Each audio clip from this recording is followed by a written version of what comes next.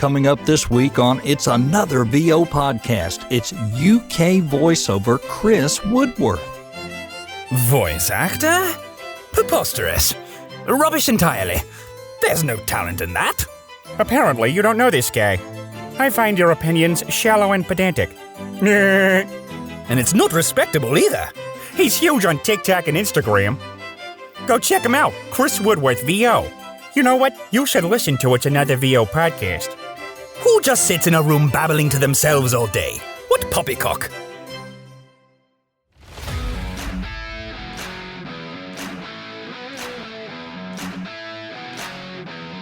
Believe it or not, it's another VO podcast with three guys who are full-time voice actors at different stages of life, career, and location. But they have formed a bond and work together to hold each other accountable and help each other on their VO path. Three guys from different backgrounds working together, helping each other, and sharing with you along the way. Hey, what are we calling it again? It's another VO podcast. Okay, guys. Sorry, I get it. Come on, you're not my dads. Hey, what's going on? It is another VO podcast. You're here with me, Jake Sanders, Troy Holden, and Alden Schoenberg. And guys, today is another very special episode because we have our second guest, and I am super excited about this guy. I got to meet him earlier this year, and one of the things we talk about in voiceover is that everyone in the community seems to be really kind and really willing to help and talk to you. And Chris is exactly that. I got Chris Woodworth here today. Sorry if I mispronounced that. He is based in Wigan, Great Britain, or I guess the United Kingdom. Sorry, I'm American. I'm not sure how exactly you would put that. I know he is an animator, and he has also a voice actor as of the last couple of years. He's got a voice acting workshop out there. And guys, if you have not heard this name, go check him out on Instagram because he has videos out all the time where he either does something himself or he partners with 2 or 3 other people as well, and they do scenes from some of your favorite animated movies or shows or even video games. He's got 15.9K followers on TikTok and over 3,000 followers on Instagram. And I'm going to stop talking. I'm going to turn it over to him. But welcome to Chris Woodworth. Chris, how you doing, man? I am doing great, thank you. Yeah, good to be here, and nice to meet you guys as well, because I know this is the first time meeting Aidan and Troy, so Alden, Jake, I know we've had a good chat before. I think I reached out to you since I came across you online, and I liked what you were doing. Yeah, that's right. I think maybe our friend Danielle Harris might have pointed you in my direction. I believe she told me she had reached out to you about that, so I think maybe that's how we met. But yes, you reached out to me on Instagram, and you and I had a good long hour-long Zoom chat, and it was awesome. And ever since then, I've been a fan, man. I've been checking out your TikToks and your Instagram, and just you do really good stuff, man. And you're a positive force out there in the VO world, which is always needed and appreciated. And we're just glad to have you. So Chris, tell us, man, how did you decide to get into voiceover, and how did you decide to start making these videos on Instagram? I know that's kind of a cool story. Yeah, getting into voiceover. Oh, geez, you know what? I do remember one of the first times I got asked this question in a big interview. I gave the longest, really slow answer ever, and I think it's because I was getting over COVID at the time. But now I'll just say that quite a lot of people were starting to get into voiceover around the time of lockdown when COVID became a thing, and Right. I was already working as an animator full time. But now I was cool. working from home. I mean, it's crazy to think I was actually animating cutscenes, cinematics for Lego Star Wars: The Skywalker Saga, but from my own living room. Yeah. I mean, if only my neighbors actually knew this, as well. Yeah. But at the same time, I was always the guy who grew up doing voices and things like that. Eventually, it was just one of those itches I just needed to scratch. I was thinking, I was doing different things during lockdown anyway. I ended up taking a couple of acting courses online because I wanted that to help me get into it again, because I had bits of acting experience. I had done little tiny bits of voice acting, student work and things like that in the past. But yeah, I wanted to see if it was possible to do this part-time. And yeah, the acting courses really set me up, in a great way, because after I did a beginner's and an improver's acting course, I discovered the social networking app Clubhouse, which Mm-hmm. enabled me to, in real time, network. I came across so many voice actors on there. It was around the time when people didn't really have that much else that they could do. They were stuck indoors, Right. So, yeah, and so somehow I even got talking to a voice actor who worked on Sesame Street, Oh, really? doing the voice of Smarty, who's Elmo's best friend, and I believe her name was Deborah Grousman. Anyway, and yeah, just it was just so cool getting to talk to her and even getting to do my Elmo for her because people pushed me, said, "You gotta do it now," So, and it was amazing that she approved. She thought it was actually but yeah. From there, just networking, I ended up somehow in a voice over contest, a voice acting contest, which was like international on Yeah. Clubhouse, the first international one, and ended up a finalist. And I didn't even have a studio or anything, but that's where things took off. Yeah. Yeah, because my friend Ellie Rods won because she killed it in every category. Everyone in the finals, we were close friends anyway as well. Um, and I ended up getting some mentoring, some training from there. Then I started being proactive. I mean, had my own pillow and blanket fort, as you do when you start off, and that Yeah. was Right. doing the Right. trick. And yeah, and taking a couple of courses under Voice Masters as well. Yeah, which they do fantastic courses and ran by three incredible women who are actively working in the industry in different ways. Um, and they actually got me to teach a course under them as well because I was getting very active online, as you mentioned as well, Yeah. with the social media videos. The type of collaborations I do, where it's running simultaneously with like a scene from an animated movie, but then you see myself and the other voice actor I'm working with, um, just bringing that scene to life.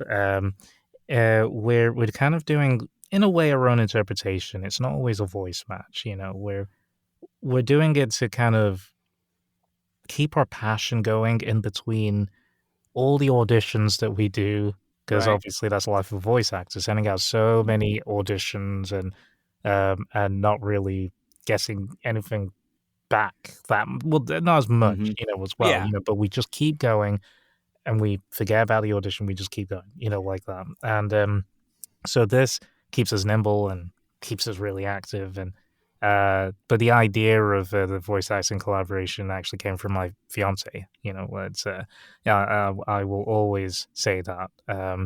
As you Because should. oh yeah. Well, because she came up with the idea of the split screen. She said, "I Yeah. love it when you do like your impressions," because she got to know when we first got even before we got together that I had a thing for doing impressions, and Mm-hmm. said, "Yeah, you should show a view of your TV screen, and then just the other side is just you looking at the TV screen, describing it, and doing all the voices from Shrek or something like that." Oh man. Yeah, so that's how it started. But then I found a way of doing it with other people, but with our equipment and Oh yeah. using royalty-free music and just making it clear that we're not claiming that we worked on this movie, Right. this is for practice and also marketing and also you're kind of giving your fellow voice artists exposure Yeah. as well. Right. Yeah. Right. Mhm. Yeah, no, it's a great thing, and it's super entertaining. You have some great stuff on there. In fact, you just posted one today with three other voice actors. They did a scene from Madagascar. I just got done watching it before we hopped on here. It was really fun, and if you guys haven't seen that, then after we get off this podcast, I highly recommend you go watch it. It's great. But he's got tons on there, so there's tons to sift through and watch and be entertained by. I've seen him do video game stuff. I've seen him do, like he says, like some of our favorite Pixar movies. Like he's just or Disney movies as well. I mean, and he not only does he do voice acting stuff, he'll do some singing stuff on there too. I mean, you just Hmm. got to check. He's multi-talented, guys. So Cool. the entertainment Very. is Very. endless. unless you watch all of his videos. Then you just rewatch them again. I mean, like, but just get out there. I'm pretty sure I saw him with Vanessa Garcia. Yes. She is fantastic. Van- She really is. I got to meet her in Atlanta back in March at VO Atlanta. Just wonderful, wonderful person, and really just a good-hearted soul. She and very talented. She has so much passion for this. Mhm. This is somebody that has found their calling. You can tell. Yeah. Because I don't know how it was that we got talking. I think maybe it's because we had taken the same course of voice masters, even though it wasn't at the same time. But um, I do know one or two people who do kind of feel like that. Vanessa's one of those people you kind of feel like you just want to know and just kind of take under your wing. Kind of like kind of like a little sister, or something. She's kind of Mhm. got that feeling, Mhm. right? Very Right. very Right. positive. When you want to support each other and everything. So the collaboration we did was from Disney's Hercules, and when I chose this particular scene because I thought she would have so much fun as Meg, and she did say that, yeah, I'd love to do that. I realized why I'd let myself in for because it's like, oh, geez, why did I choose this scene with Hades? 'Cause if you remember what James Woods did Yes, with yes. this, Right. and Right. some of the improv that he actually did with this, it was the first one that I had to kind of cut it up into segments, because he says so much, a certain rhythm, and yeah, so basically it was trying to in a way like match his energy and and everything, and it almost get like a little bit of like a New York thing, kind of going on, even though I'm British and yeah, because I do like a Midwestern like American accent, but this was like New York, and he has like quite a unique way of talking, Yeah. and He very does. much James Woods, yeah. But she did great, and it was so much fun working with her. And on Yeah. top of all that, you should see his process. I mean, when he and I met, like he kind of showed me. I mean, he didn't break it all down, but I mean, but he kind of showed me how he goes about collaborating with someone and how he'll do the scene and then he'll write out the dialogue for the person with the video that they're going over, and then he kind of showed me how he put it all together. And through that, I was kind of able to mess around with a couple of things, and I tried it once or twice. It's a fun process, and it's really cool how he figured it out. And how to put that all together. He's just very innovative with how he put all this together, and it's just fun to watch him do it. And I saw you do it even with Harry Potter and the Philosopher's Stone. I was like very impressed. It's like Oh, I'm sure I commented on it. you did. I Well, I remember mean, that, and that was a yeah. high praise coming from you because obviously Mm. you have the natural accent, and I'm sitting here trying to feign it as an American. So I mean, come on. I mean, because it wasn't even like like just the accent. I think it's just the fact that you got to a point where you were in it. You yeah, weren't like overplaying it or anything because that's so easy for us to do, oh sure, with characters, because yes, it wasn't animated, it was live action, hmm but you had a way of just kind of keeping it grounded, oh thank you. I was very yeah, and trying to do that. so it was believable, as Oh, well, so it was thank good. you. So yeah, so that's even what I constantly like strive for. There are times where I hit it, and there are times it takes me a little longer to get there. So I just love seeing it. Yeah. Yeah. Mhm. Well, Very thank you cool. for that. Did you guys have any questions for Chris? I mean, what do you got? Like anything strike your curiosity? Well, Well, yeah. I'm a little curious. I know that, Chris, you talked a little bit about getting into VO at first. Who were some of your mentors and coaches that helped you step up? Because one thing we've talked about on this podcast is you have to have those coaches and mentors that help you get from one point to the next point. So maybe some shout outs there for your mentors and coaches. Yes, absolutely. So the first ever coach I think I had was Marcellus Chapard. He's also known as the man with the voice. He's made so much money off his voice. I mean, he actually was one of the judges in the contest Oh yeah. that I mentioned, yeah, On as Oh, well. yeah. Clubhouse. And so on, yeah, even on Clubhouse or whatever, because he's on also social media. When you go to his videos and you listen to his voice, it's not just women; it's just guys just kind of go, "Oh, who's that?" It's like, dang, that voice, like that. Mhm. Because there was a time that I actually started impersonating him, and yeah, baby, kind of Threw like me that. off. He's kind of got that low, Yeah. Yeah, yeah, Barry White kind of voice, that was cool. yeah, very cool. And so he kind of took me through certain uh, different types of voiceover reads, and yeah, established, yeah, your niche is animation. You would be good at possibly children's books, or something as well, and things like that. But yeah, but there's him. There's at Voice Masters. I have been taught by Paulette Lifton.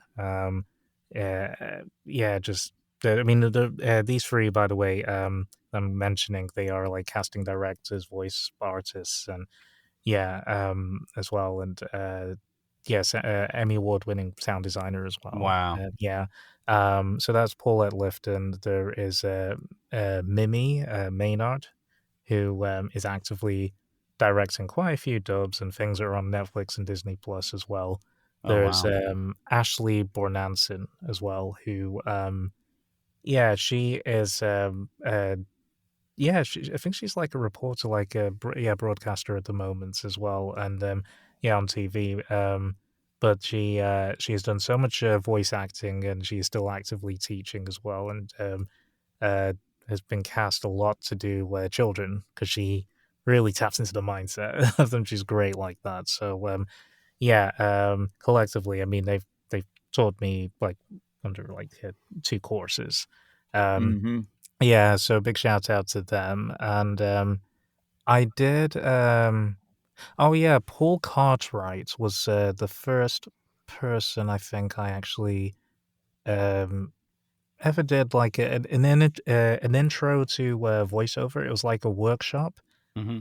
It was like maybe like a 2 to 3 hour thing where he really broke down like how the whole voice acting industry works, finding your way into voice acting, and just even the equipment, that is Hmm. needed to get the industry standard audio, but without completely breaking the bank. Just cost effective ways of doing things. And so, yeah, he had this really great workshop at a low price. Wasn't like pushy or anything like that. But he has won awards. He has done so many different types of voice acting. I believe he's directing. He's gone on to do great things, as well. Yeah. So big shout out to Paul Cartwright. Um, but yeah, at times I do. Uh, well, I have done like the odd workshop. I mean, I think one of the scariest ones was with Pat Brady as Hmm. well, who was a very big like casting director. Yeah, I think she had gotten so many people jobs at like well, voiceover work for like Disney and DreamWorks and all of that, and I knew that she was like a heavy hitter, um, and so I knew that there was this workshop that was coming up, like limited of spaces, um, and I knew that I may get pummeled, so that as it was scary, I knew it was worth doing. Sure. Yeah, and and so I actually got very much encouraged, by it, even though I was quite Good. scared at the beginning. So that was really good. Shout out to Pat Brady for giving it to me, in a good way. And because of her, I did go on to do my own impressions demo, that I put on my website as well, because I was in Yeah. two minds whether to do it or not. And she confirmed, yeah, oh yeah, and also because of one of her suggestions, I ended up doing Ray Romano on it as well.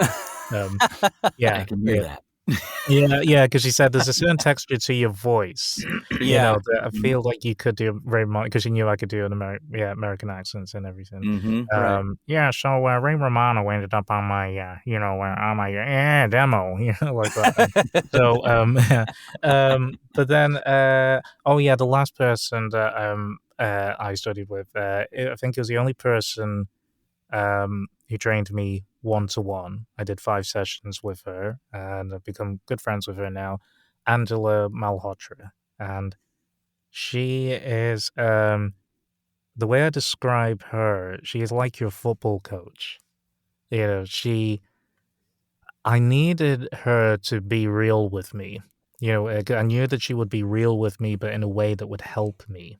Mm. You know, yeah, to not just kind of say, "No, you're just bad at this," or something. Like I've come across one or two people that do that to people. It's not great. It's not great. It doesn't help them. Mm. Um, because she does so much like on screen and off screen like just voice work, as well, and yeah, she's part of like yeah, the TV guild and everything. But yeah, I knew I wanted something to change with the way I was auditioning, the way I was performing these characters. It felt like something was off. I couldn't quite put my finger on it. I needed something to change, and she helped me figure out what it was, how to get myself grounded, Mm. in the characters, and just basically transformed me. So since taking her classes, even the things I do for social media now, she even sees a change, Mm. as well. Um, so when you do come across, great tutors like that, remember them, Oh, yeah. Yeah, of course. Yeah, Of Absolutely. course. yeah, Some of the things that you've said, it really stresses the importance of not only associating yourself with the right people, but getting in front of the right people. Yeah. Like you said, Mm. take that chance and jump in there. And casting directors are so important when they have these workshops because, if, especially these that are highly active, they can give you more insight into a lot of things than sometimes a voice actor who's coaching. There is a difference between the two, and I think a lot of people miss out on that. Oh yeah. Even here, Marilyn Listener is one of those that I've been to, and it's a totally different approach when I worked with her than it was in working with Brad or Mark or whoever. But yeah, you got to get yourself in front of the right people if you want to move. I think that's Yes. important. Yes, yeah, absolutely, and I think that's even why that's part of the reason why getting into the habit of really connecting, with your fellow voice artists, just is so beneficial. At times you don't know what you don't know, and Mm. like for instance, one of my friends I studied with, I really celebrated this for her because she posted that she was about to do her first um, dubbing job. Mm. Like yeah, just for I think it was for like a movie or something like that, and so she was so excited, and I was so proud of her. And I remember talking to her, reaching out to her and ask her, "Did you get this through an agent or something like that?" And she told me that she did this workshop with Seven Holdings Media. It was like just a 1 hour workshop with this couple in LA, Fanny and Max, and she ended up on the roster because of what she managed to do, with Mm-hmm. it. And Mm-hmm. Very cool. so I did that actually, and it was announced like shortly into the workshop that well, after she kind of got to know like a bit more about me, she kind of paused and said that want to know more about your background. I mean, have you ever done this or you ever done that or and everything. So I shared with her because I just hear her through my headphones, and I was seeing the clip that they would play in real time just on my secondary monitor and everything. And she said, 'Cause I'm just letting you know now, I'm putting you on my roster, because you're taking the direction, and it feels like you're naturally doing this little emotional nuances, I'm asking for, and everything. And so when she put me down in like a certain age range as well, and because originally she was trying not to have me veer too far away from my natural voice, Mm-hmm. but because she found I could take direction, now she was interested to hear me go into a full-fledged, like, American accent. Yeah. And so when I did that, yeah, she knew that, okay, yeah, I can trust you, you know, Mm-hmm. with Mm-hmm. that, that it'll work and everything. And, yeah, so I think that is through communicating, with friends and just, them sharing the intel as I do, with them as well, anything to give them a leg up as well and encourage Mm-hmm. them. Yeah. Yeah. Mm-hmm. And Yeah, that's association is king, and people, I see posts all the time on Facebook and LinkedIn. Why are you friending or asking all these voice actors? Why are you accepting? You should be looking for clients on here. But you know what? You have to have both. Yes. You have to have both. And Mhm. if you don't build a community, there's a huge voiceover community, but you have to build your own tribe, your Mhm. own community. And Yeah. that's all we're doing by doing these things. Interesting. I did have one one question, and we've talked a lot about animation and such as that. What about on the commercial side? How is that has that taken off for you at all, or are you auditioning a lot for commercial work, or how's that going? The commercial side hasn't completely taken off for me yet because that's one of the things I still plan to do to get quite intensive training, in commercials. And I know that's something I want to do. Um, yeah, because I was focusing on one field, just for Sure. now in terms of the training. But that's not to say that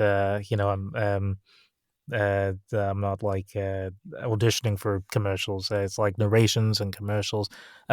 So I think if nothing else, I did a commercial for somebody's podcast that got featured, on there. Oh, I've done some narration work, as well, and I've got a couple of narration jobs coming up as well. And awesome. yeah, yeah. Yeah, even for my uh, commercial demo. I don't know. So it's one of those subjects, that some voice actors are torn over because obviously doing a demo is a lot of money, and so I, for instance, have I paid for my animation demo, but for my commercial demo, I knew that that was something that agencies really look out for, Right. as well.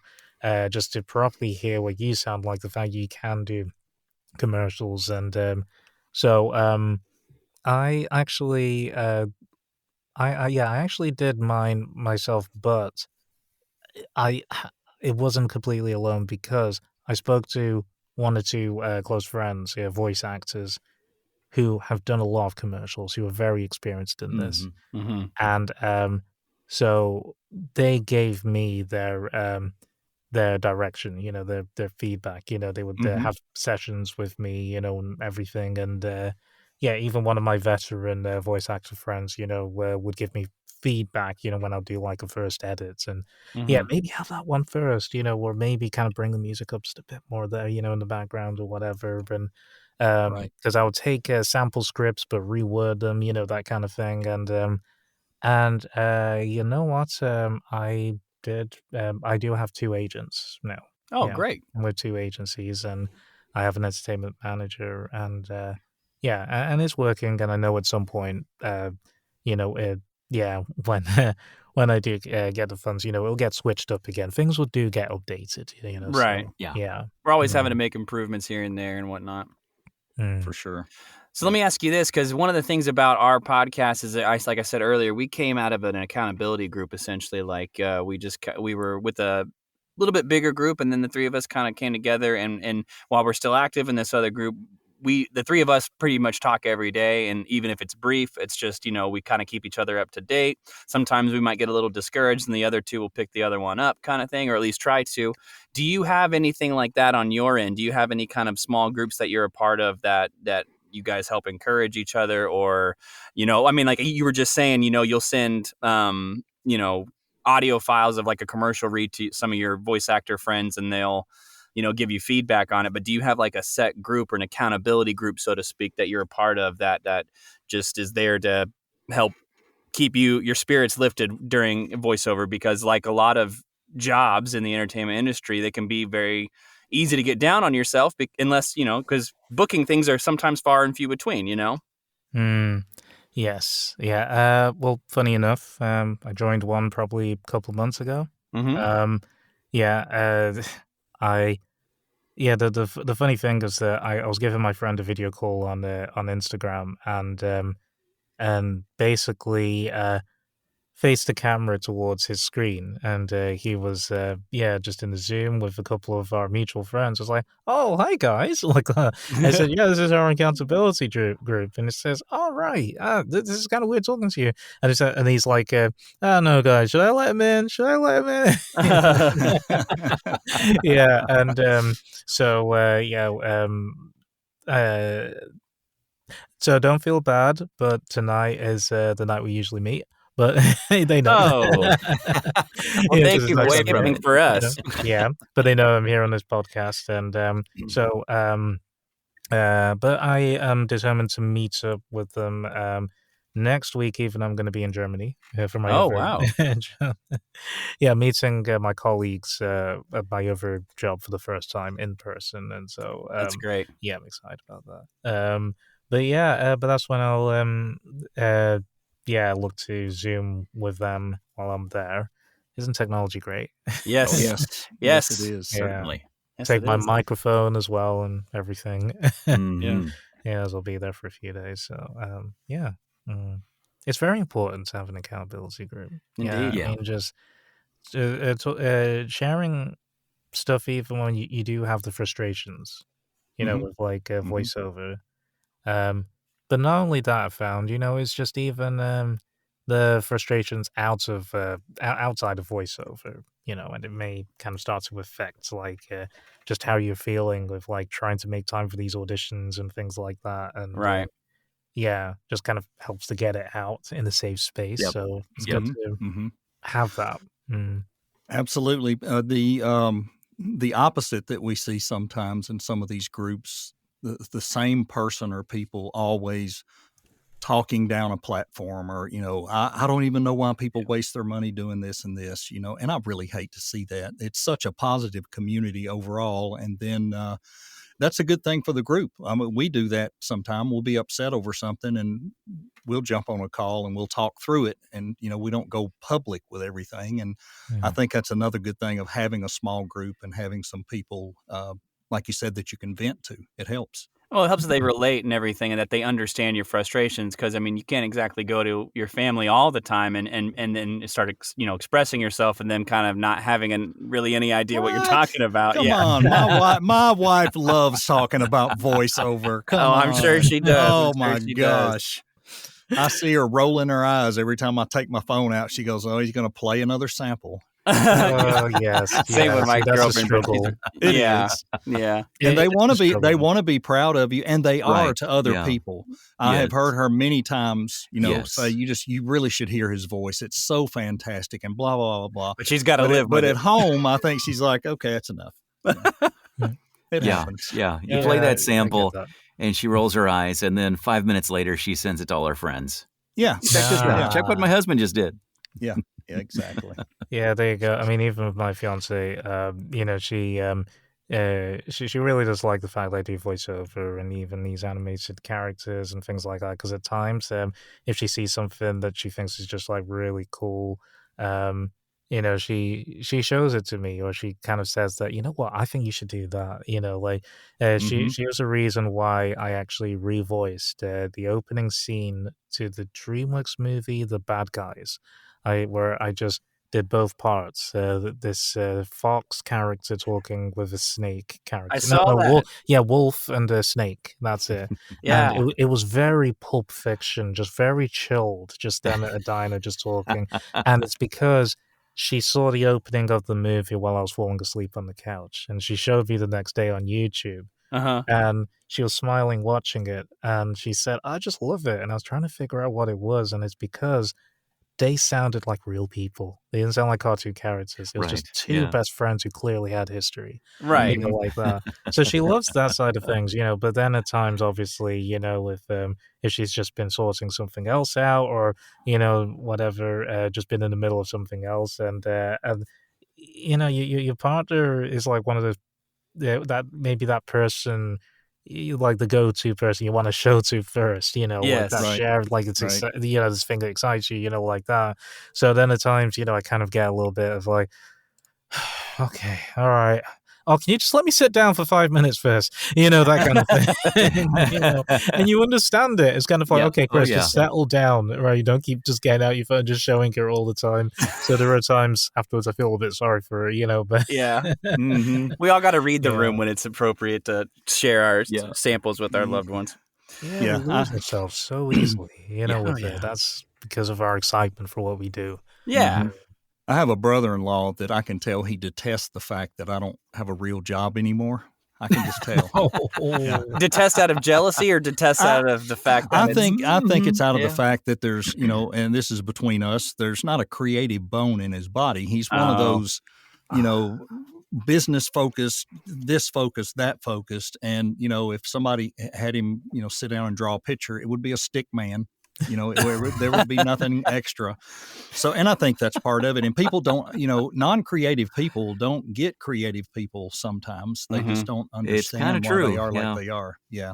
But that's Yeah. okay. He's still a good guy, but I can tell sometimes when I'm talking about it, he's like rolling his eyes, like, I don't know, he finally got something to do, finally got a job, maybe. Thank God. But Yeah. And We'll that just just keep this between us and our yeah. podcast and then, listeners. yeah, so Yeah. clearly he doesn't listen to the podcast. Oh, I'm sure he doesn't listen. I'm not Oh, worried yeah. about it. Yeah, But podcast listeners, just keep it Yeah. between yourselves. Okay. yeah, Right. nobody tell That's right. Troy's brother Yeah. if, That's if right. you know him. You just reminded me of something, Troy, when you said that, if you asked him to make a drawing, you'd probably draw a stick man. Like I said in the beginning of this, Chris is also an animator. And I think during COVID, and correct me if I'm wrong, Chris, you would put out do these little live videos on Instagram where you would draw a Disney character while people were watching you. Is that correct? Yes. Yes, I actually did. That was,